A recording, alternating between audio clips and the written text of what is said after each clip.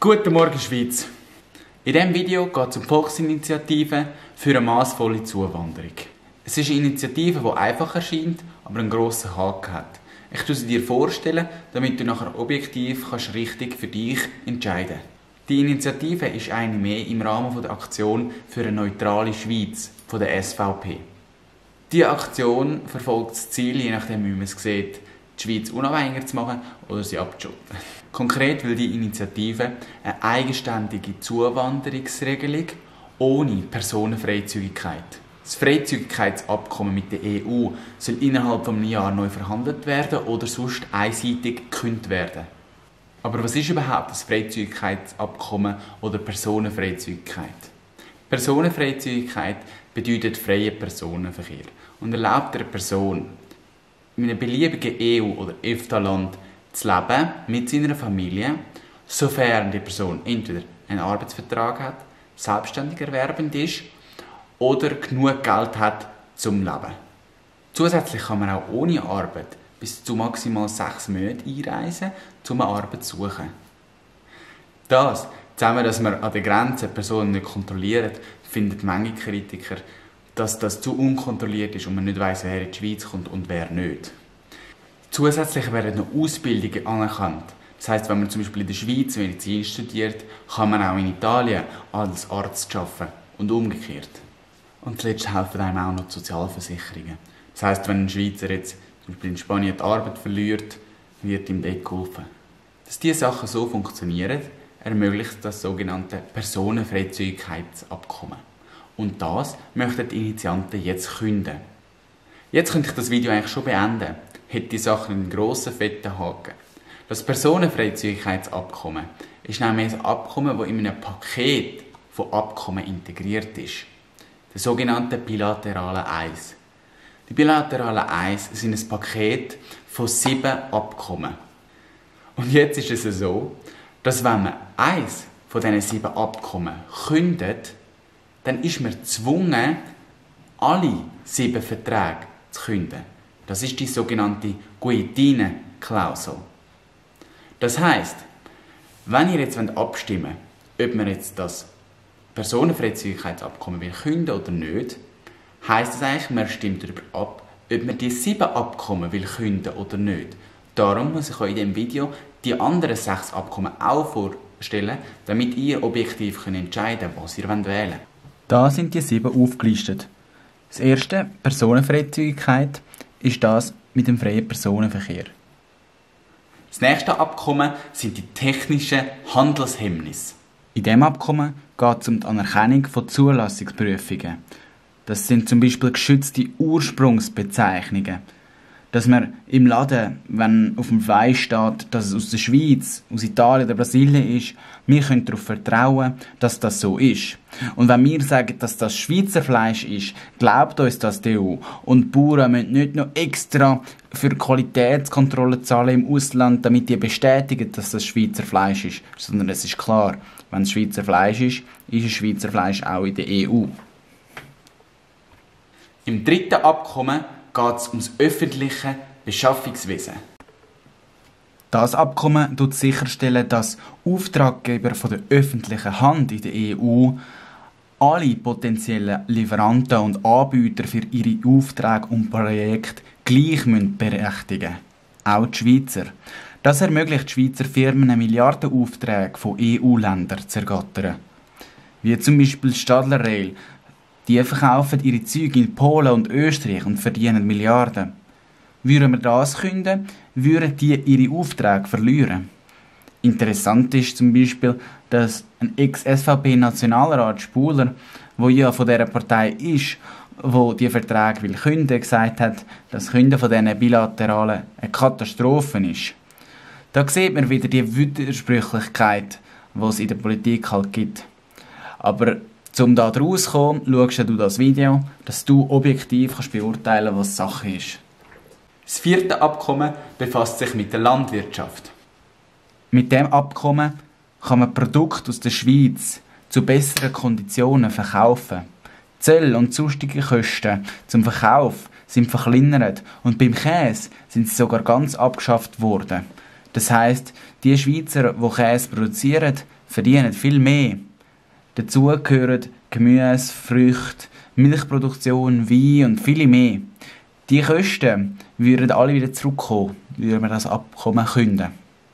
Dank dem Abkommen tut die EU sich an die Umweltschutzgesetze halten und zum Beispiel die Alpen schützen, indem sie möglichst viel Gütertransport vom Lastwagen auf Züge umleiten. Zusätzlich bekommt die Schweiz so ca. 1,5 Milliarden Franken jährlich für die Verlagerungsarbeit von Gütern von Lastwagen auf die Schiene.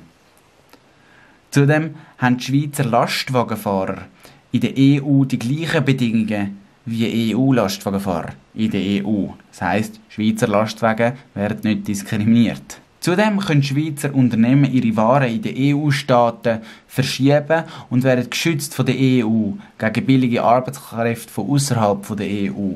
Würden wir das künden, könnten die billigeren Arbeitskräfte aus dem Ausland die Schweizer Transportunternehmen verdrängen. Zusätzlich würden die Einnahmen von diesen Umladungsarbeiten von Gütern von Lastwagen auf Schienen verloren gehen und die lastwagenfreien Strassen wären nicht mehr lastwagenfrei.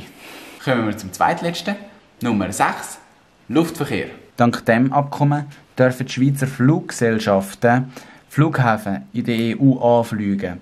Sie dürfen auch Flüge zwischen EU-Staaten anbieten. Sie dürfen Preis und Flugzeiten frei bestimmen, weil keine Strecken oder Tarife extra genehmigt werden müssen.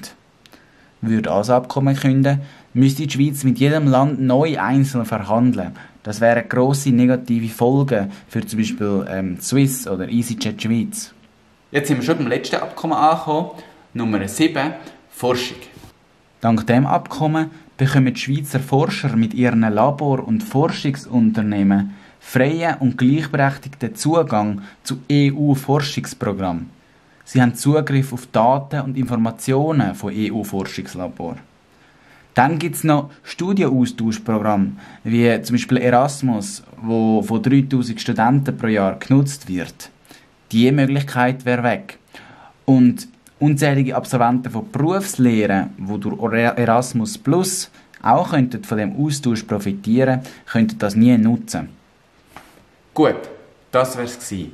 Das sind die 7 Abkommen, die in die bilateralen 1 zusammengefasst sind. Jetzt kannst du objektiv für dich entscheiden, möchtest du die 7 Verträge künden oder nicht? Weil es geht nicht, dass man nur einen von denen kündet. Weiter geht es mit einem Hauptgrund dieser Initiative. Und das ist die subjektive Meinung, die man auch hört. Die Ausländer denken, der Schweizer die Arbeit wegnehmen, es gibt zu viele Ausländer, die anderen sagen, es gibt keine Ausländer, wir brauchen die für die Wirtschaft. Ich zeige dir 2, 3 Statistiken, damit du wieder objektiv kannst für dich entscheiden, was du von dieser Sache haltest. Wenn du mehr Informationen willst, dann habe ich hier noch ein Video, wo ich nur über das Thema rede. Jetzt aber eine kurze Zusammenfassung. Das ist die Bilanz der ständigen ausländischen Wohnbevölkerung. Man sieht unten links aktuell ca. 2 Millionen Ausländer in der Schweiz. Man muss aber wissen, dass ganz viele von denen in der Schweiz geboren worden sind oder schon seit 10, 20 Jahren in der Schweiz leben und einfach noch keinen Schweizer Pass haben. In der Mitte gelb markiert ist das Wanderungssaldo. Das sind die ganzen Leute, die reingekommen sind in die Schweiz, minus die Leute, die rausgegangen sind aus der Schweiz. Da sieht man, dass von 2016 bis 2018 die Zahl immer kleiner geworden ist. Das heisst, im Schnitt sind immer weniger Ausländer in die Schweiz gekommen. Diese Grafik veranschaulichen, von wo dann die ca. 2 Millionen Ausländer kommen. Der braune-rote Balken steht für Europa. Oben der blaue für Italien. Und dann gibt es da ganz viele verschiedene kleine Länder. Ich habe euch den Link zu dieser Grafik auch unten in der Infobox hergetan. Die Grafik soll einfach gewisse Plakate ein bisschen in ein Verhältnis setzen, dass man sieht, dass es zwar viele Ausländer hat, die aber von ganz vielen verschiedenen Ländern kommen und teilweise schon seit Jahren in der Schweiz leben und nicht alle aus dem Kosovo oder aus Serbien kommen. Zudem sagen wir oft, dass Ausländer der Schweizer Arbeit wegnehmen.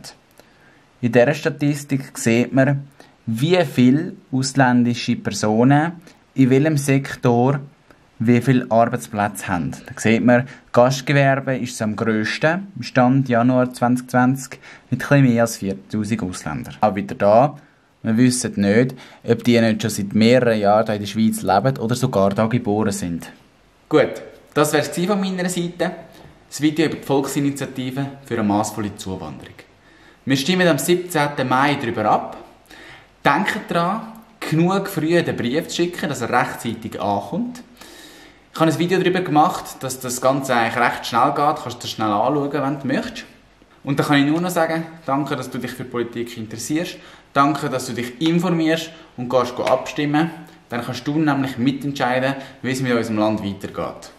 Falls du das Video gut gefunden hast und es dir etwas gebracht hat, dann doch das Video liken, um den Kanal zu unterstützen. Zusätzlich kannst du den Kanal auch abonnieren, um politisch informiert zu bleiben und keine zukünftigen Abstimmungen mehr zu verpassen. Zusätzlich habe ich wie immer unten im Beschreibung vom Video alle Quellenangaben angegeben. Da kannst du nachschauen, alles was ich in diesem Video erzählt habe. Gut, dann wünsche ich dir einen guten Tag im besten Land der Welt. Und vergiss nicht, schön Hände waschen. Ciao!